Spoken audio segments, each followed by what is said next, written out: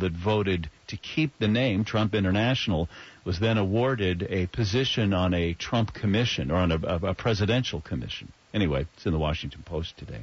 There's also an article in the New York Times about student loans. This conversation is sponsored by Kaplan Law Firm. Visit financialrelief.com. Ray Kaplan just strolled into our studio. Hi, Ray. How are you? Hi, John. Good. Thank you. Okay, so let me see if I got this right. 28,000 families were eligible last year for some sort of student debt relief, right? Right, for public sector loan forgiveness. So the article talks about how 28,000 people applied to get forgiveness of their federal loans, and they otherwise were probably eligible. But what really happened was that if you don't follow the statute exactly, then you may think that you're all set to get your loans forgiven after making payments for 10 years, and then only to find out that you missed some requirement under the statute that makes you not eligible to get them forgiven. So how many people actually did it correctly? 99.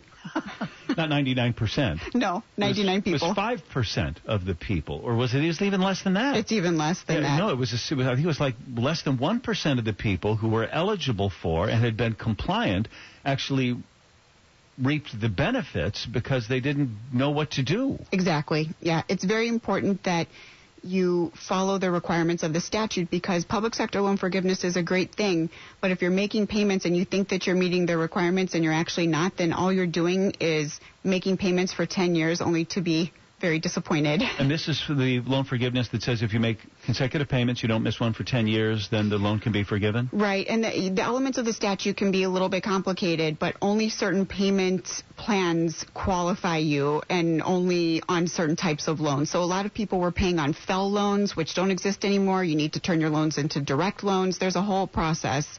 A good resource is studentloans.gov. That's a very good resource. And we're a good resource, too, because we've studied it very extensively. I know this is what you do, the Kaplan Law Firm. Visit financialrelief.com. Right. And you'll walk them through the process? Absolutely. Financialrelief.com. If you or your kids or your grandkids have a student loan, particularly if they work in the public sector, for goodness sakes, financialrelief.com right now. What's the phone number to call, too? 312-294-8989. And it's especially important if you work at a hospital. Most hospitals are not-for-profits. Policemen, firemen, everybody, a lot of those jobs qualify.